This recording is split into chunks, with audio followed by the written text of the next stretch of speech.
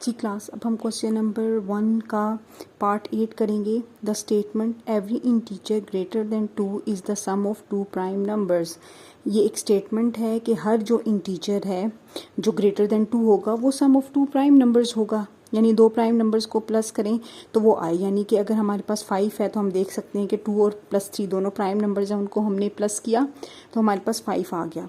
अब ये एक स्टेटमेंट है। अब इस स्टेटमेंट से ही हमें पता चल रहा है कि ये स्मॉल वैल्यूज़ के लिए तो इट मे बी ट्रू, लेकिन मे बी बहुत बिग वैल्यूज़ हो जाए उनके लिए ये बात ट्रू ना हो। तो हम देखते हैं कि इसकी ऑप्शंस क्या हैं। पहली ऑप्शन है ए थ्योरम, सेकंड है कंजक्चर, थर्ड है एक्सियम और डी है पोस्टुलेट। अब थ्योरम के बारे में तो आपको पता है, थ्योरम एक ऐसी स्टेटमेंट होती है जिसको हमने मुख्तलिफ प्रोसीजर से गुजार के प्रूव किया हुआ होता है। हमारे पास इतने ज़्यादा उसके बारे में फैक्ट्स मौजूद होते हैं जिसकी वजह से वो स्टेटमेंट ट्रू प्रूव हो जाती है। ठीक हो गया। कंजक्चर हमारे पास क्या होता है, एक ऐसी स्टेटमेंट होती है जो कि ऑब्जर्वेशन से ही ड्रॉ की जाती है, लेकिन वो इट मे बी ट्रू और it may be false. Axiom क्या होता है, एक्सियम हमारे पास बेसिक फैक्ट्स की स्टेटमेंट होती है जो हम मानते हैं कि वो ट्रू है।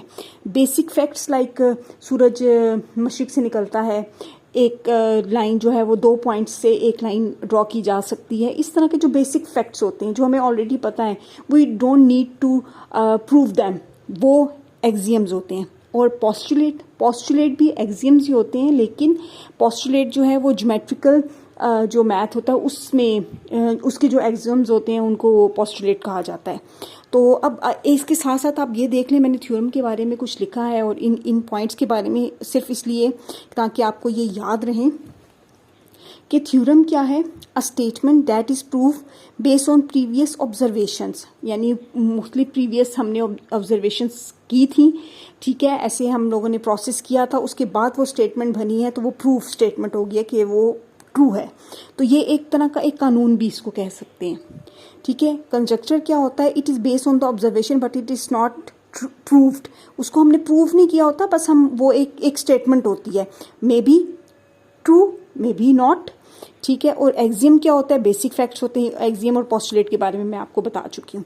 तो यहाँ पे हमारे पास ये जो स्टेटमेंट है, every integer greater than 2 is a sum of 2 prime numbers, ये स्मॉल नंबर्स के लिए तो स्टेटमेंट हमें ट्रू लग रही है, लेकिन मे बी जो बहुत बिग वैल्यूज हो उनके लिए ट्रू ना हो, तो इसका ऑप्शन बी है।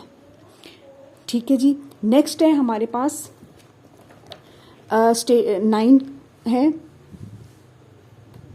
The statement the straight line can be drawn between any 2 points.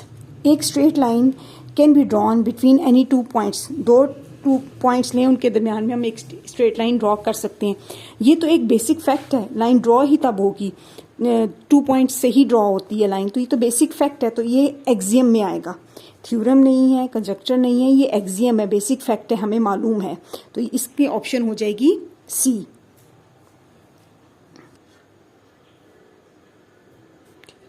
Next है 10 the statement the sum of the interior angles of a triangle is 180, यानी कि ट्राइंगल के अंदर के जो एंगल्स को सम किया जाए तो वो 180 होता है।